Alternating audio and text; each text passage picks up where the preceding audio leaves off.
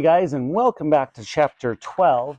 And today we're going to do one more, so chapter 12 and 13. The reason why we're doing that is some of the chapters are a little bit shorter. So to fill the time, we're going to do 2 chapters today. Let's get started with chapter 12, Pongy Pong. Did I dream the whole thing? Thought Chloe as she lay in bed. She was in that place between asleep and awake. That place where you can still remember dreaming. It was 4:48 a.m., and now she was beginning to wonder if Mr. Stink even really existed. At dawn, her curiosity got the better of her. Chloe edged down the stairs and tiptoed across the cold, wet grass to the shed door. She lingered outside for a moment before opening it. "Ah, there you are," said Mr. Stink. "I'm very hungry this morning. Poached eggs, please. If it's not too much trouble. Runny in the middle. Sausages, mushrooms, grilled tomatoes, sausages, baked beans, sausages, bread and butter, brown sauce on the side. Don't forget the sausages. English breakfast tea and a glass of orange juice. Thank you very so much." Chloe obviously hadn't dreamed the whole thing, but she was beginning to wish she had.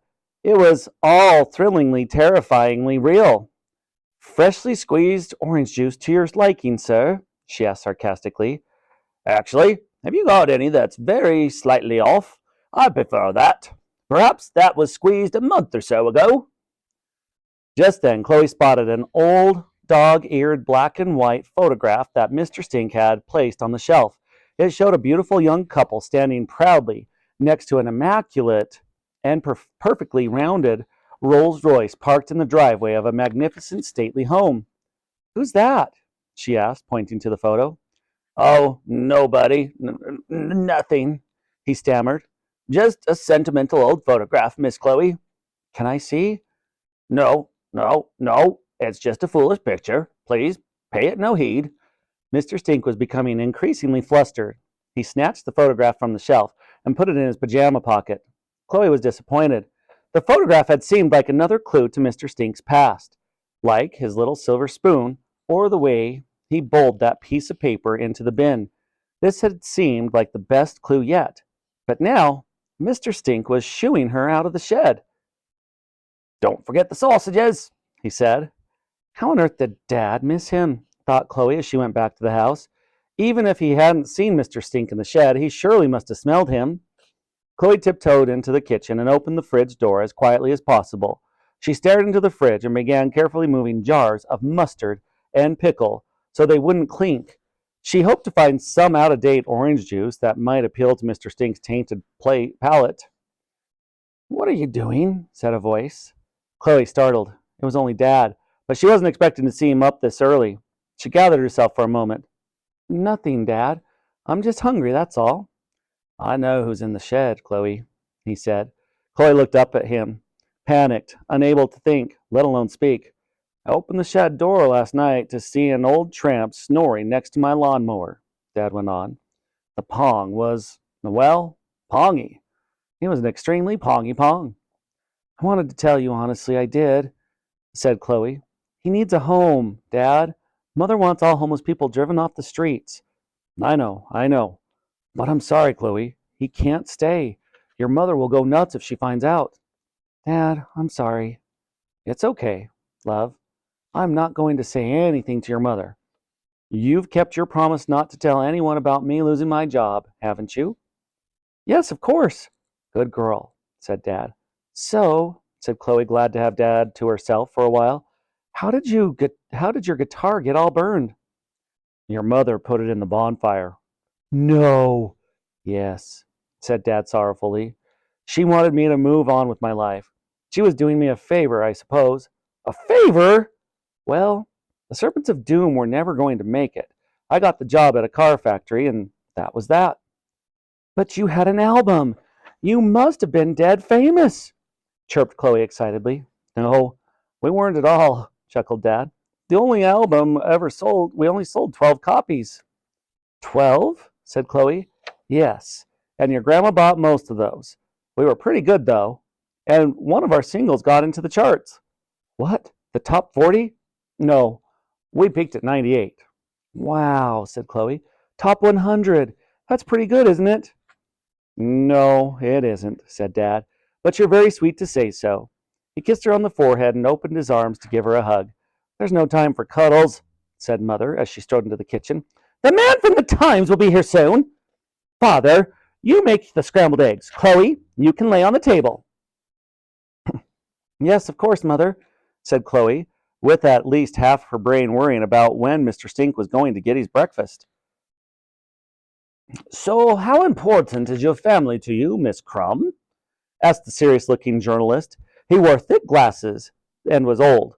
In fact, had probably been born an old man, plopped out of his mother, wearing glasses and a three-piece suit. He was called Mr. Stern, which Chloe thought was pretty fitting.